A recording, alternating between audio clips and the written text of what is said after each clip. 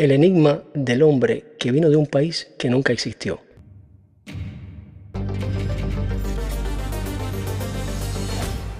Era julio de 1954 cuando el aeropuerto de Tokio se convirtió en escenario de uno de los misterios más desconcertantes del siglo XX. Entre la multitud de viajeros, un hombre alto y bien vestido llamó la atención de los oficiales de inmigración. Vestía un traje impecable, hablaba varios idiomas con fluidez y llevaba en sus manos un pasaporte que haría temblar los cimientos de nuestra realidad conocida. Dicho documento indicaba que venía del país de Tauret, que quedaba situado, según él decía, entre Francia y España. Pero cuando los oficiales consultaron los mapas, solo encontraron el pequeño Principado de Andorra, ocupando dicha región. El hombre, que respondía al nombre de Taro Yamada, insistía con calma, pero con firmeza, que Tauret existía hacía más de 1000 años y que era una potencia comercial reconocida internacionalmente. Él mismo decía había viajado allí en múltiples ocasiones, pero lo más inquietante llegó después. En su maleta llevaba documentos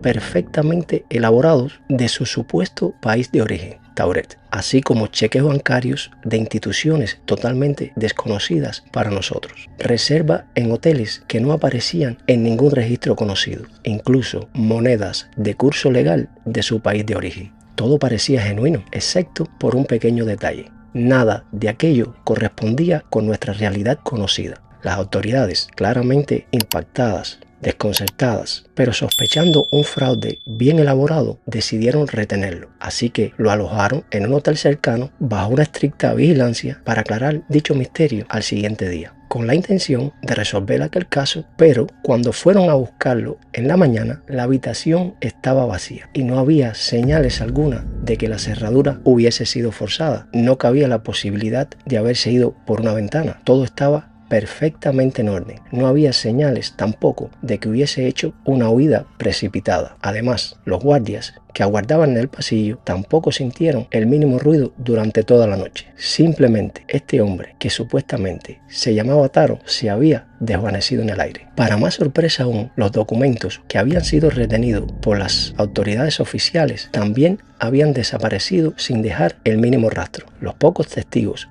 que habían interactuado con él recordaban vívidamente a aquel hombre, pero ningún rastro físico quedó de su paso por nuestro mundo. Años más tarde surgirían teorías que convertirían este caso en una leyenda. Ahora yo me pregunto, ¿este hombre había cruzado accidentalmente desde una dimensión paralela donde Tauret, por supuesto, sí existía? ¿O era acaso un viajero del tiempo atrapado en nuestra línea temporal? ¿O quizás el participante de algún experimento gubernamental que salió obviamente terriblemente mal? Pero el misterio se profundiza aún más cuando en el año 2012 un usuario anónimo de esos foros de internet afirmó ser descendiente de ciudadanos de Tauret, describiendo con lujos de detalle su geografía, su cultura y la historia de dicho país. Pero antes de que alguien pudiera verificar su historia, borró toda su presencia digital en línea. Hoy, más de medio siglo después, el caso del hombre de Tauret sigue siendo uno de los enigmas más perturbadores de la historia moderna. Un recordatorio escalofriante de que, quizás, solo quizás, los mapas de nuestra realidad tienen bordes más difusos de lo que nos atrevemos a creer. ¿Habremos sido víctimas de un engaño masivo, de maestros del fraude o algo mucho más difícil de explicar? La respuesta, como el propio hombre de Tauret, parece haberse esfumado en el aire, pero el misterio permanece.